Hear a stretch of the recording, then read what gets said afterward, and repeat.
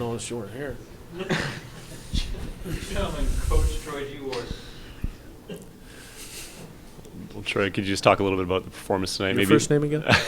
Dan Kinvig, Abbotsford News. Thanks, Dan. The performance tonight, a bit of a grind the first two periods, but you guys came up with the offensive plays you needed to in the end. Yeah, we've had back-to-back, if you want to call them Saturdays, obviously today's a Wednesday, but back-to-back second nights where we haven't been real crisp.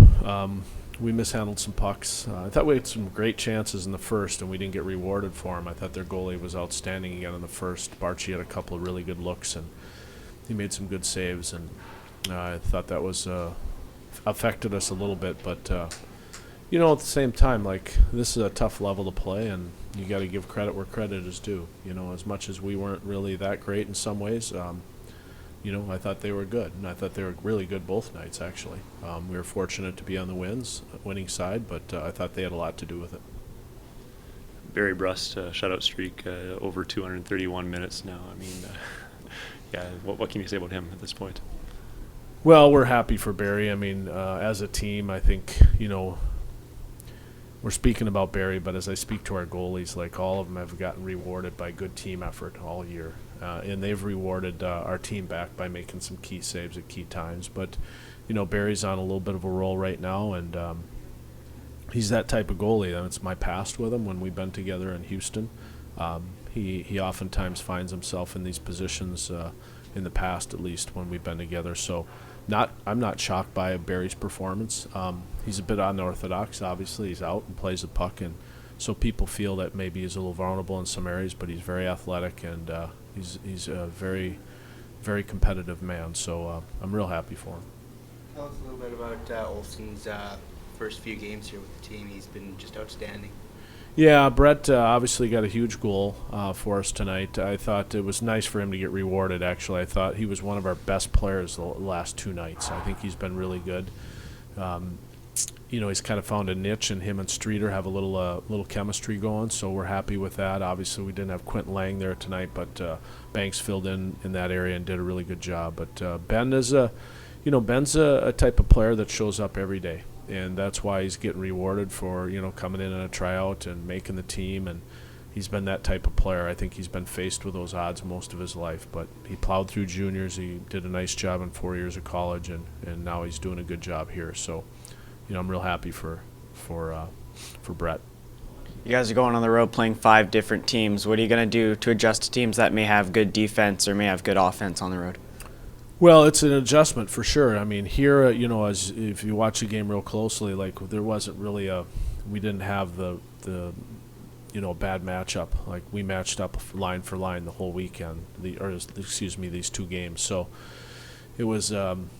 We control it because we're at home, so I get last change, and then when we go on the road, it won't be that way at all. So our matchups are going to have to be through our D-core there, and we're going to face some good teams on the road. Anytime you take that Texas swing, that's a tough grind, 3-3, but that's part of the learning curve in this league, and I think everybody – you look forward to getting down into the nicer weather, but at the same time, you look forward to the grind of those 3-3s in Texas. Obviously, we've got 2 games before we head down there that are big divisional games that are tough places to play. Rochester's got a nice team. They score a lot of goals, and obviously we know Toronto's got a really good hockey team. So we won't have a last change, so we're going to have to be prepared to make sure that we get a couple of lines ready to go.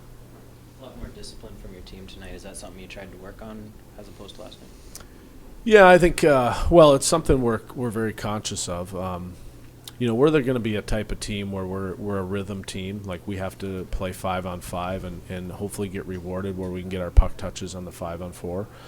But we don't want to kill a ton. That's just the way we're structured, I think, by our physical size and things like that. So our discipline was pretty good. My critical part of the game is we've taken late penalties in back-to-back nights, and it's happened in other games so far this year, and that's a little bit of a red flag that's sitting there, and that's competitive maturity. That's being really competitive at the right time and being able to mature and take one for the team and not give one on behalf of themselves and look more in the mirror and say that I got to do what's right for our team right now. So a little bit of a concern there. Can you give us an update on Movember? Update on Movember? Well, it's It's growing well. Those guys, you find an interesting plethora of different mustaches and Fu Mans and all that back there. That Movember back there is. Some guys are sprouting really well, and some guys they need a little fertilizer. You know what I'm saying? Like they're a little farther behind, but that's the nature of this young business. But you know, it's for all the right reasons. It's for all the right things out there, and our guys always partake in it. And you know, like most hockey players, it's just a good character group. Coach, great home start on home ice. Yeah. Are you guys looking forward to going onto the road and just getting away from Abbotsford to see how you guys do on the road? Yeah, I think so. I think we got to take that next step. That next step for us is to become a little bit more cohesive. You know, I think we've obviously come together very, very much at home in terms of at least playing here, but we've also spent a lot of time with family, and that's the great thing about our business is we get sometimes to spend with family, and sometimes we don't. We're about to embark on a little bit different finish here to the Christmas. Up until then, we're going to be on the road some, and that's good for our hockey team because as we found out last year, you know, we had a great start on the road and we weren't very good at home. So this year's been a little bit different. So we'll hopefully we've taken a step further as a group as we prepare, even though we have some new players. But I look forward to getting on the road with this group and kind of relaxing and getting in some good practices. I think you find out a lot about your team then, and this will be a good trip for us. Last question, guys? Chris Breen with that pretty nice snipe there. Are we gonna be seeing him in the shootout anytime soon? Well, geez, talk about, you know, to your point about Brett Olson, like, you know, I thought that guy was the right guy got the goal. You know, I really did. I thought he played that well the last two nights, and I thought if you take our first, 13 or 14 games we played, like, Chris Breen's another guy that's playing like a real man right now. Like, he's really come into his own. I think he's benefited from playing with Steve McCarthy. He did a toe drag, like he toe dragged the puck like a week ago around somebody, and we had to show that in the team meeting, like that was a first.